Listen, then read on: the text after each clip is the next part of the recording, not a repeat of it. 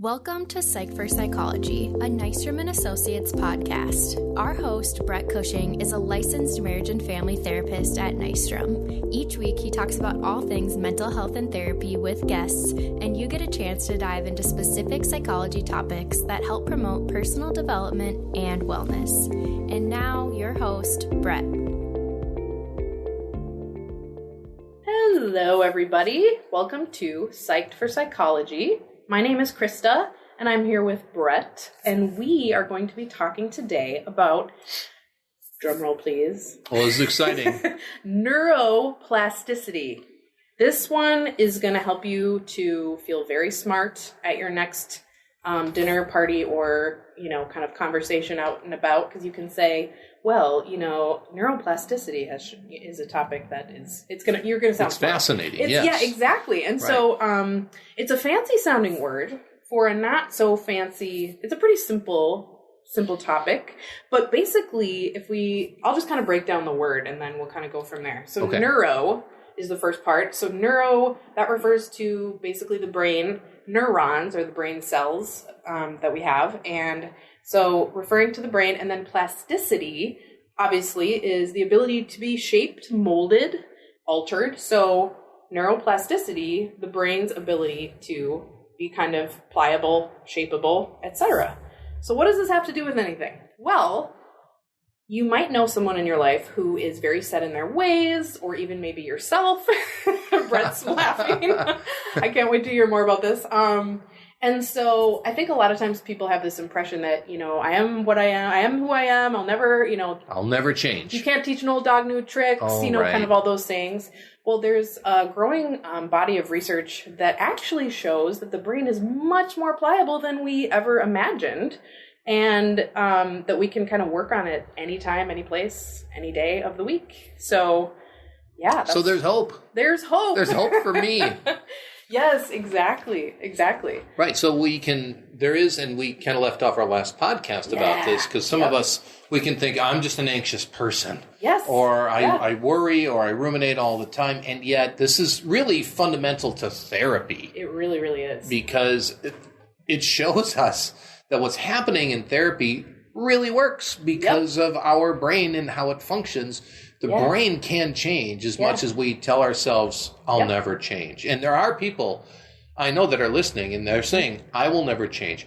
My husband will never change. My kid will never change. Yes. And so this is an incredibly hopeful episode for us. I would say so. Actually, it's really exciting because the image that I'll kind of start off with, or kind of the picture I'll paint first, is if you are, let's say you take the same route to work every day on maybe like a dirt road or a back road or something, and your car is continually traveling over kind of the same grooves in the road. Mm-hmm. And over years and years and years, as cars, travel this pathway, it's becoming more and more, these ruts are growing deeper, it's getting more and more kind of set.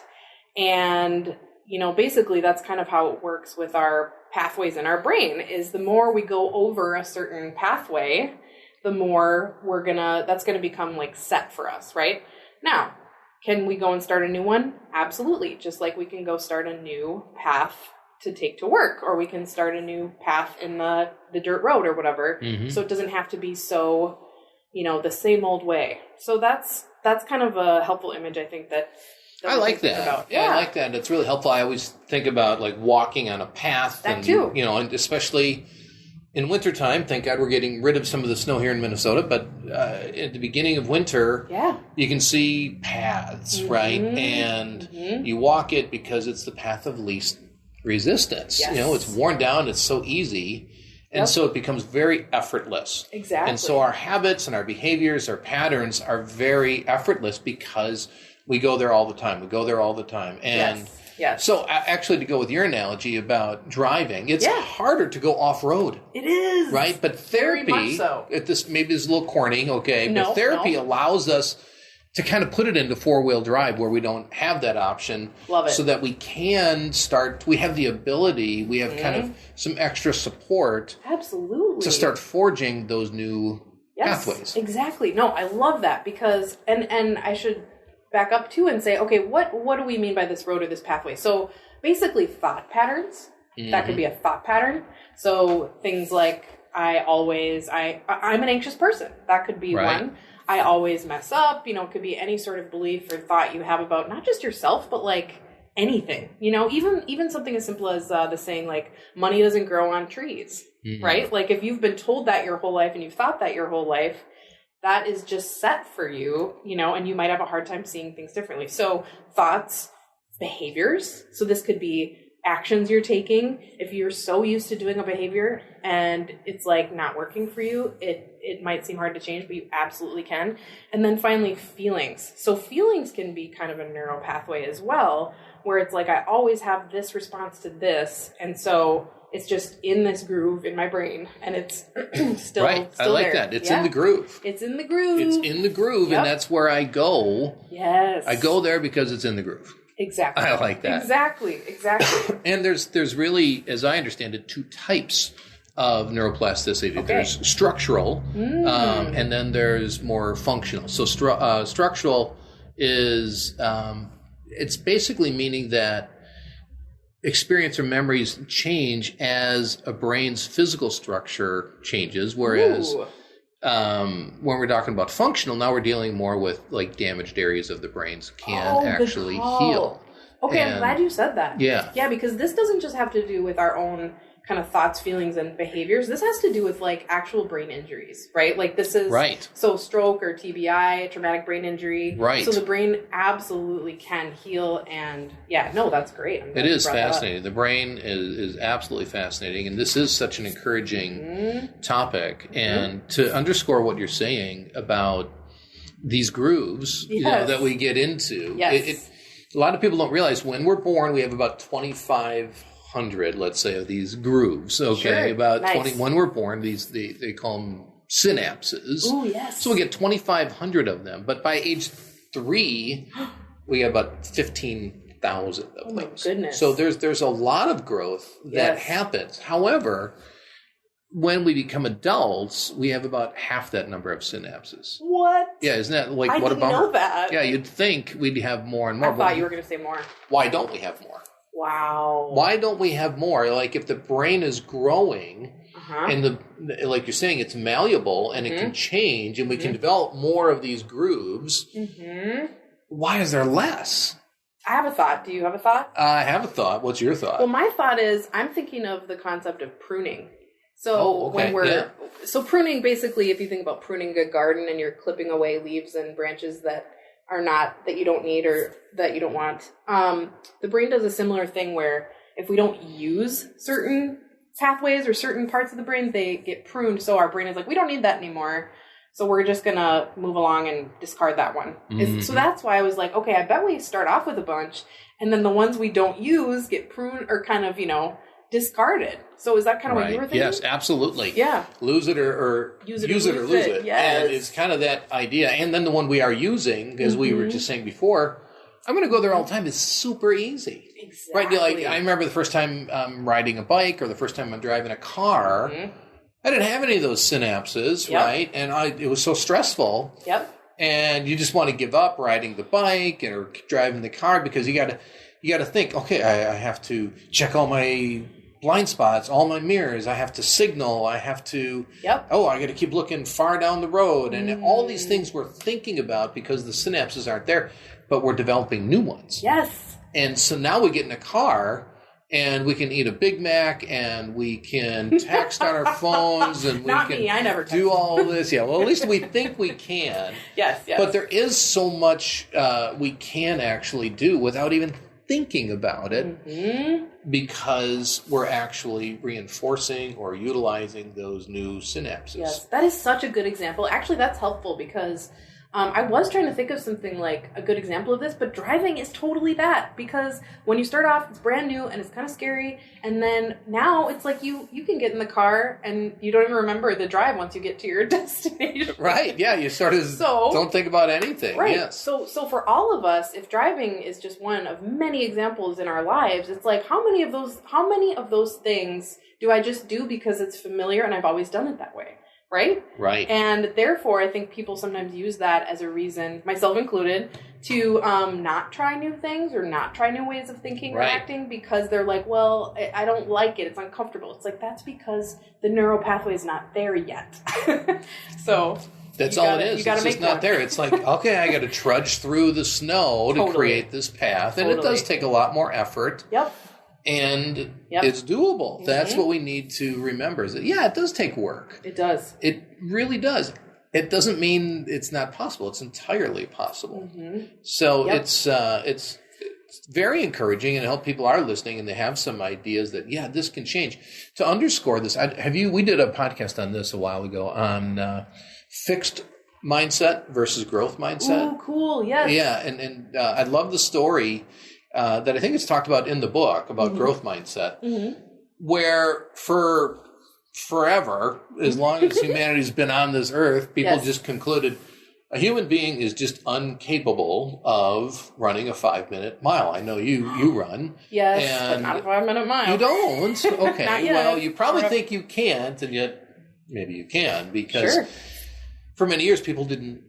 They just assumed, they thought it was a very fixed mindset. Human beings cannot do that. And so everybody heard that. They believed that. They were fixed on that. That's so true. I know. This is so cool. But then somebody, I think in Africa, never heard about this. Yes. They ran under 5 minutes. They ran a mile. Yeah. And now what's even more fascinating is that when that was discovered, that very next year, 3 more people, I think it was 3 or 5 more people ran a mile in under 5 minutes. Oh my goodness. So it shows the power when we get beyond this entrenched kind of thinking and neural pathway that causes us to always say, I'm never going to change.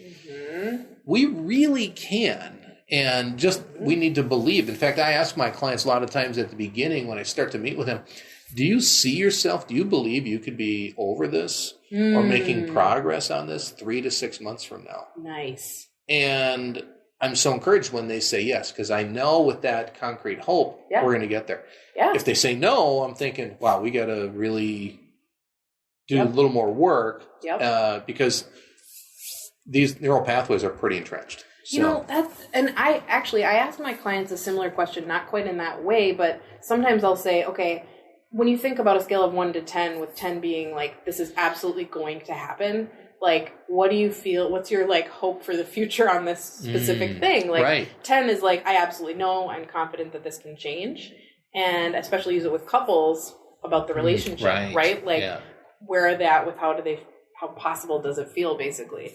So that's great. But the example that of that 5-minute mile, I really love that because it sounds like, you might surmise from that once a few people knew it was possible, that's all it took, right?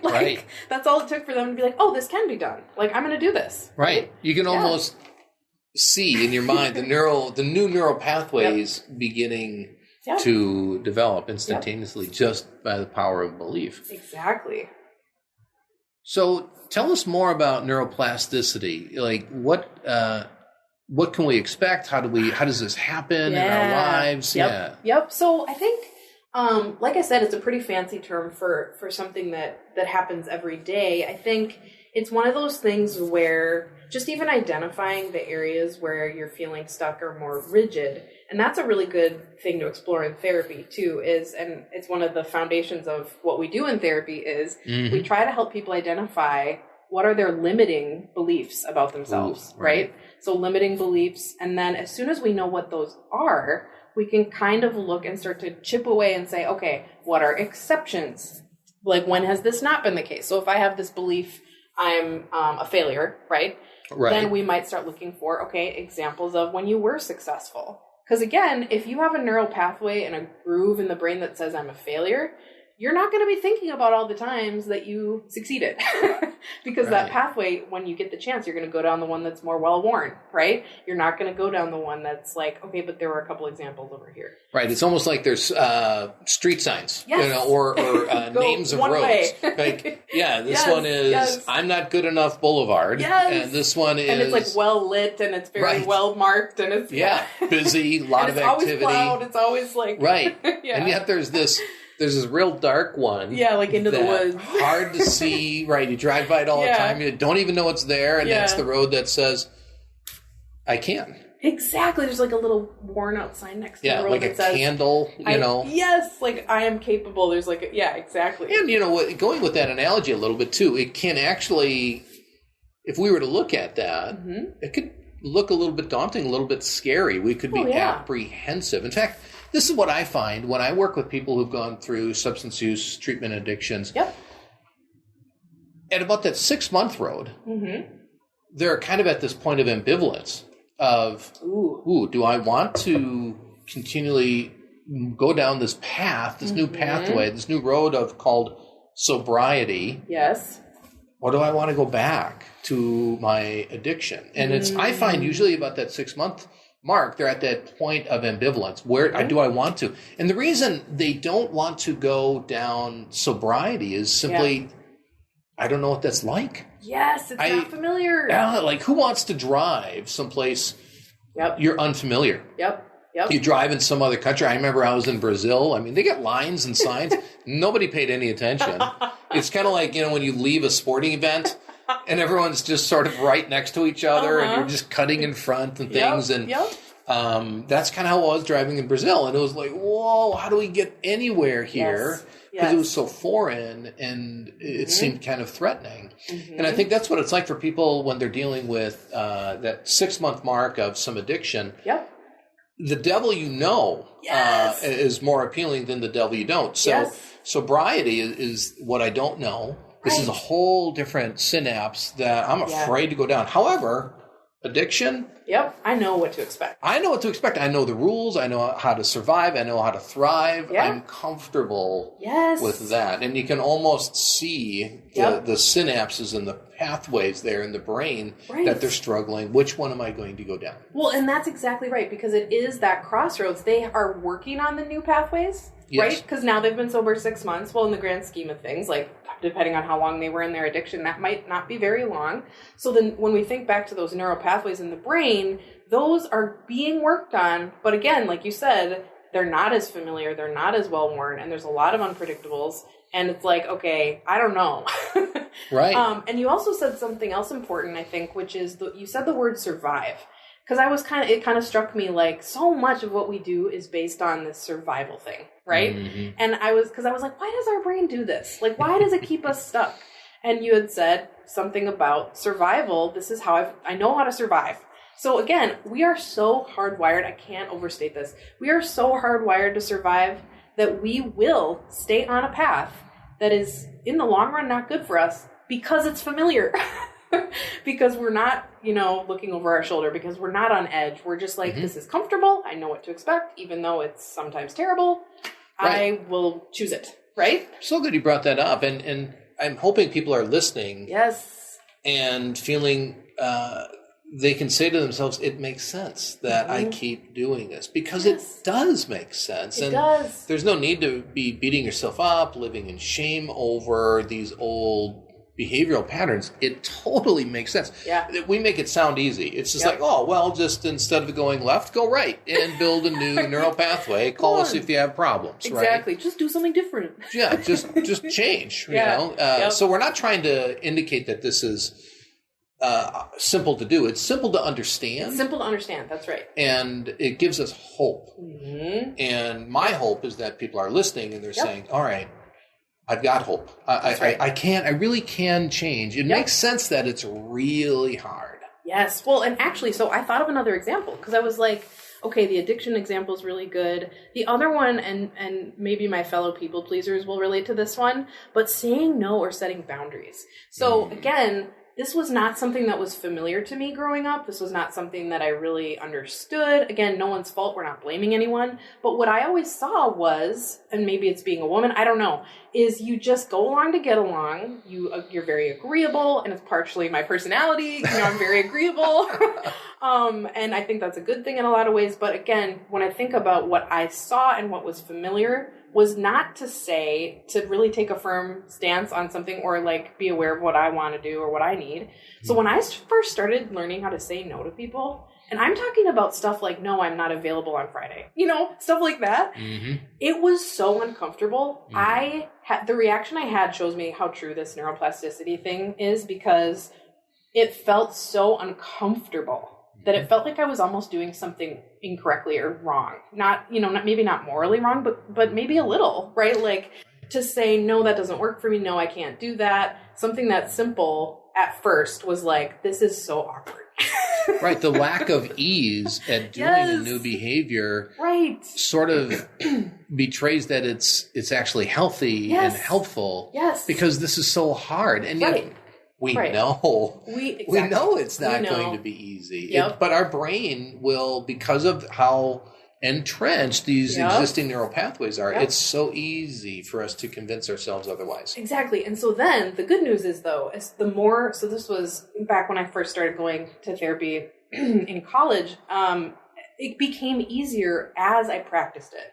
So now when I'm asked or invited to do something, whether it be personally or at work or whatever, instead of just the go-to, like, oh, I'm just going to be a people pleaser and say yes immediately without thinking it through, now what I practice, which has been so helpful, is let me think about it. So I don't just jump. I don't just say yes. I will say, let me think about that and get back to you. That's the new pathway. I love that. That's my new default, right? And then later I can think about, when I'm not in front of that person with them looking at me and being like, come on, then I can say, okay, pros, cons, is this really what I want to do? So. Sounds very empowering. And yes. As you do this, is it easier now than what it was initially? So much easier. Now it's like second nature. So again, this is an example of something like with driving. At first it feels awkward, it feels scary. It's like, I don't want to do this, right? And now it's like I barely have to think about it. It's like, but again, that was a neural pathway I had to rebuild, or I had to maybe build a brand new one. I don't know. Mm-hmm. But over time and with, kind of trying out different things, that's where I'm at now, which is great. Yeah. It is. It's great. And I really hope that people are coming away with not just hope, but real confidence. Yes. Okay. Because I think we're told a lot of times, like you said at the beginning, we can't do certain things. Things aren't going to change. I'm just not that way. I'm not wired that way. And so that's true, though. Yes. I'm not wired that way. I'm not. Yes. And I can rewire myself. Exactly. And that's a message we really need to be saying over and over again. In fact, I wouldn't even mind listening to this podcast over and over again to remind myself that, change is possible. I can change. I really can. Yep. And it's kind of like the, Gary Smalley, or, I think I can, or, the little engine that could, I think I can, or I'm good enough, I'm smart enough. Well, we're not saying just think positive thoughts. What we are saying is that believe the truth. Mm-hmm. The truth is change is possible. Right. And when you start off trying either a new behavior, a new way of thinking, or whatever it might be, it could very well feel awkward, but that doesn't mean don't continue it. Mm-hmm. So I think that's a big thing that to remember too, that I always try to remember, is if I'm trying a new way of being, a new way of thinking, it's not going to feel like second nature yet. It's going to maybe feel like, this is awkward. I don't like it. Just like any new skill. Have you ever tried to play the guitar? I have, actually. I have too, and it's so hard. But that's another thing where it's like you push through that awkward phase. Do you play? No. Okay. I don't really either. Well, I can play a few chords. But again, pushing through with anything else, you push through that awkward phase. I love that you're saying that, and I want to tell my son this. My youngest son, Drew, he's 20, and he started taking up the guitar. Nice. And he started playing the piano. Oh. And he's teaching himself. I love it. And you can sort of admire anybody that's doing something different and seeing those new neural pathways develop. And I'm indebted to him modeling that. My daughter too. She's the one that told me about. Sure. Angie told me about the fixed mindset and the growth mindset. Oh, nice. And nice. So I hope people are coming away realizing, there's change, and it's possible, it's real. I think there's things we can do to make an environment conducive for neuroplasticity to occur. So yes, absolutely. Rest is important. Yes. 7 to 9 hours of sleep, absolutely crucial. I always forget about that. Yeah, anything less than 7 hours of sleep, we are functioning less than optimal. Sure. And a lot of us think, I'm fine, I'll just take a Monster drink. And so, but really, super helpful. Sleep's been shown to have important effects on both physical and our mental health. And actually, some researchers do believe that it's partly due to genetics and partly due to the makeup of gray matter in the brain. But sleep is crucial. Sleep is the thing. Exercise. Yes. Super important. I won't even get into that for the sake of time, but exercise is phenomenally important. Yep. Laughter. You talked about laughter. We did our one of our earlier podcasts on laughter. It's super conducive to being able to develop neuroplasticity or have an environment that fosters it better. Right.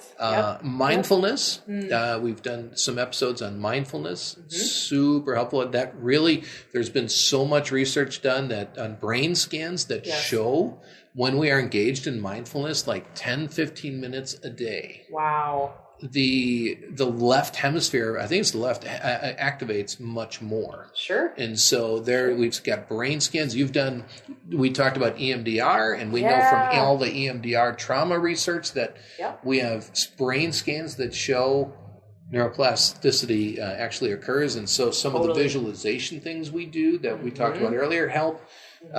Games. Games are super helpful for developing and having an environment conducive for neuroplasticity. I didn't even think of that. That's great. Yes. That's great. Who doesn't like to have fun? I know. Another one I thought of was like learning a language or learning a new skill. I don't know if you were going to mention that, but like I use Duolingo, that app. Oh, sure. Yes. A friend of mine started learning German, and I was like, I'll try German. So now I've been doing like a little German lesson a day for almost over 6 months now, and it's just like 2-3 minutes, but it's like I think that helps keep your brain flexible too, learning something new. So I would encourage people listening that we want to have an environment that fosters this, and we want to not only have an environment, we need to be intentional. So do things like my son is just trying these new things. He knows he's not going to be a professional pianist someday. He's doing different things and trying different things. He and my daughter took up rock climbing. I'm admiring them. I admire them. I need to emulate them because I'm just so set in my ways. Well, and they say that, well, maybe, I don't know, some people might not like this, but they say that the older you get, the more set in your ways you become. Yes, and that true. That is what we're talking about here, right? Is if you don't kind of challenge or question or like look at some of these patterns, of course they're going to be more cemented in place. Right. Now here's something I would not encourage, but it was another good example that I did. When my wife was pregnant 20 years ago with my son Drew, my right foot was in a cast because I ruptured my Achilles playing basketball, and so I couldn't walk. Her water breaks January. We're an hour from the hospital.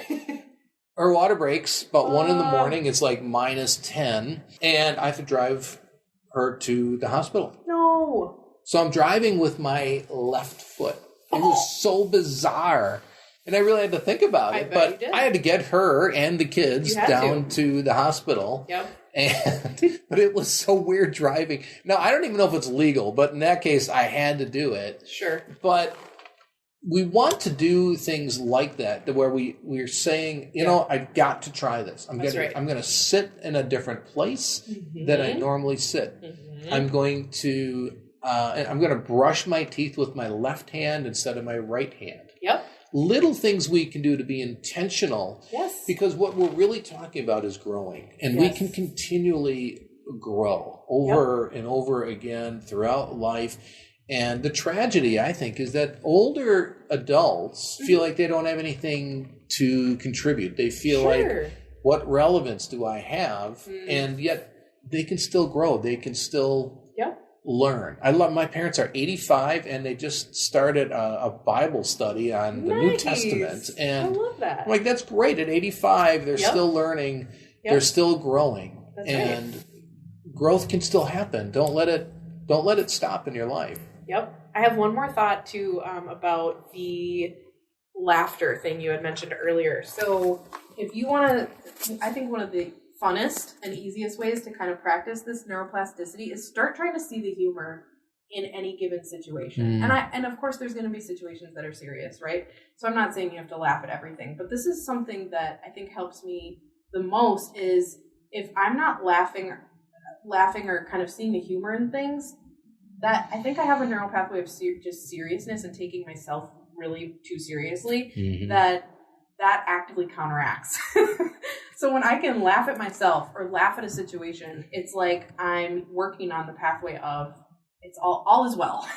All is well, right. You're seeing yourself. Yep. And you're seeing the situation differently. Exactly. Yes. Exactly. So I might not be able to see the humor right away, but my sister and I, if we get into an argument, we'll laugh about it later. And we don't do it on purpose. It's just something we've always done. Sure. That's like, and we'll just kind of joke about it. And then it's like, okay, we've moved on. We're not going to let that get kind of set in, right? What a great example. Yeah. Because you do have that. We all have things that were really difficult and stressful earlier in our lives that with our siblings or someone later we talk about it and we laugh. Yes.